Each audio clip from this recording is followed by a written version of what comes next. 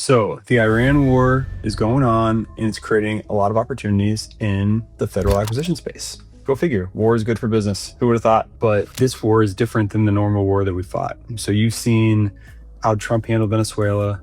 Venezuela was done in 45 minutes and it was pretty impactful in terms of the aftermath.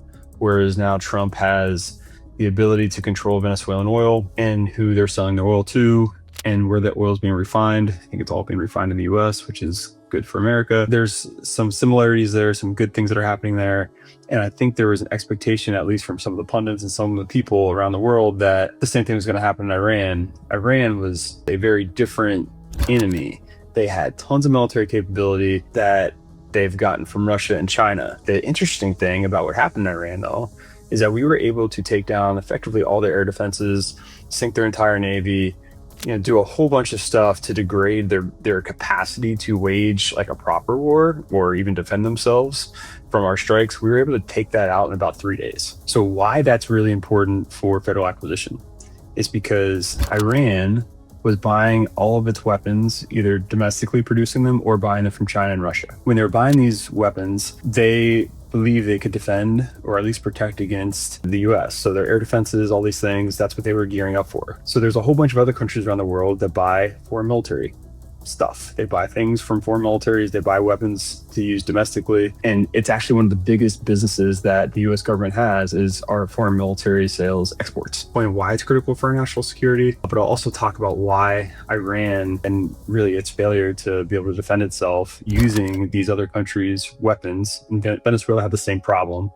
but why that's so impactful. So when we were able to go into Venezuela pretty quickly, grab their leader in a hardened compound and pull them out, defeating all the Chinese and Russian anti-aircraft systems, that was like a wake-up call for the world. Now, maybe most of the world didn't quite understand how those systems were deployed or what was going on there, but anyone that was looking to buy Russian or Chinese anti-aircraft system after Venezuela was second-guessing themselves, like, oh, maybe this isn't going to be a good deal, or maybe it's not that effective. Well, Iran certainly had multiple layers of this technology, of these Russian and Chinese anti-aircraft technologies in place. Multiple layers, much thicker, much harder defenses, much more hardened culturally to be aligned with the military. That Iran, once what happened to Iran kind of was seen by the whole world, the rest of the world effectively decided they're not going to buy Russian and Chinese anti-aircraft equipment anymore because it's not effective at all. Zero effectiveness against the one person you'd want to have it be effective against, which is the US. So that is good in terms of now people are going to be looking to buy more US-based systems and or NATO-aligned systems, NATO-friendly systems. So that puts things back on the right side of the world. You don't really want people investing in Chinese or Russian military ecosystem. You would rather have them invest in like a Western-friendly military ecosystem. And this gets to why our foreign military sales are such a critical component to our national security strategy. First off, if you have other countries buying your stuff, that means they don't have the money to buy someone else's stuff. So that's really good. Okay. Point number two, if they're buying your stuff, you know how to defeat their stuff. Most people don't realize, but we actually gave Iran their entire air force. When Iran started acting against US interests, we stopped selling Iran parts for the Air Force. So through sustainment or a lack thereof, we forced Iran to cannibalize their own Air Force without firing a single shot years ago, right? They were taking parts from their airplanes and swapping them around. They couldn't get any parts to keep to maintain their fleet. That's critical. So if the other countries are buying your stuff, you have some control over their sustainment. You also have the ability to know what they have, right? If you know what they had, you can defeat what they have. You understand exactly how that weapon system works. So if that country ever turns into a combatant versus an ally, it's not too hard to defeat them. The third and most critical piece, and the piece that hardly anyone talks about, is how much it costs to sustain our fleet internally. We'll take F-15, for instance.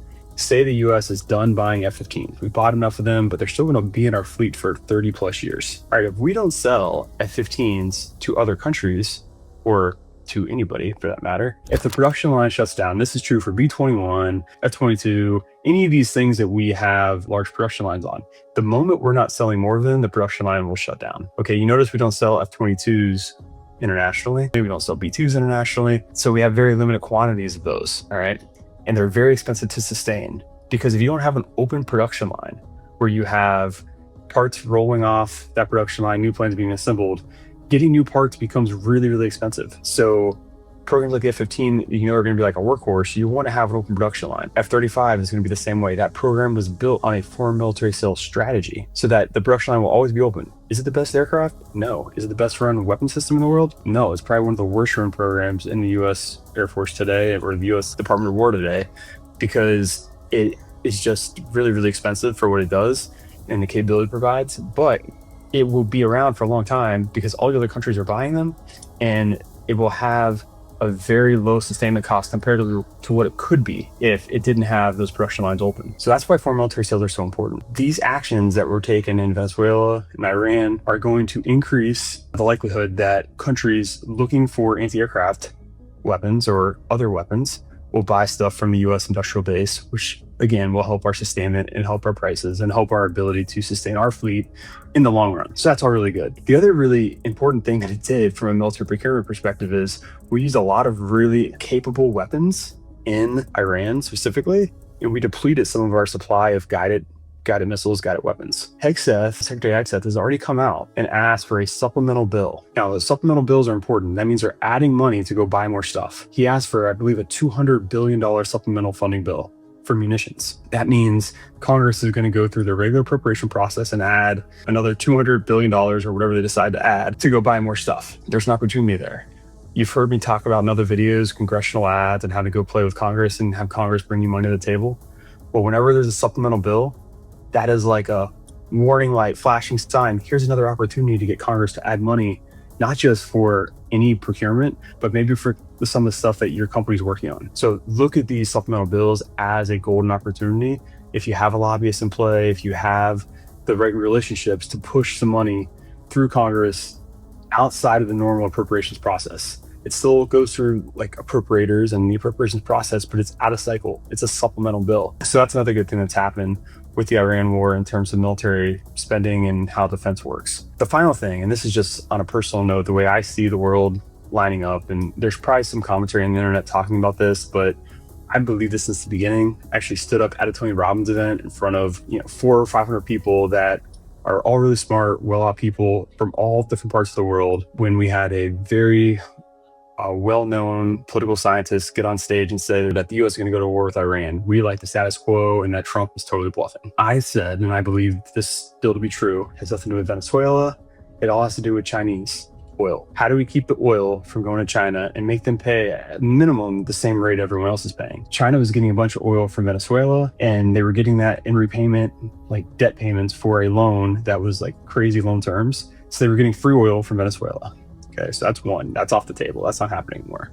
Iran, it was sanctioned oil as well. So Iran was selling oil to China at probably like a third the cost of what a barrel of oil would go for on the world market, because it's sanctioned oil, but it still burns the same way other oil would burn. You still do all the same stuff with it. So the fuel that was being pumped into the Chinese economy, their manufacturing-based economy, they were getting at a third of the price of the rest of the world. All right, Trump just took those two pieces off the playing board. That has reset things, and I actually think has prevented, or at least delayed, a future war with China, because they realize they're vulnerable and they don't have the cards to even keep their own economy going without that steady stream of oil. And their two biggest suppliers have been yanked off the board. Now they have to go get most of their oil from Russia, and Russia's pretty busy in Ukraine right now. So, and to be honest, the more we push Russia and China together, they don't get along anyways. There's natural tensions there. They have an enemy of my enemy kind of concept going on, with the US being that shared enemy. But at the end of the day, they don't get along with each other. They have a long shared border. They're competitors. I don't see that ending well for them. But that's the other piece that this Iran war did well, is it helped prevent a war and maybe cause some more military buildup to occur, which on the federal procurement side of the house is a good thing, because that's more companies selling more products and services into the ecosystem, so that we're prepared in the eventuality that something does happen. But we will be prepared for that.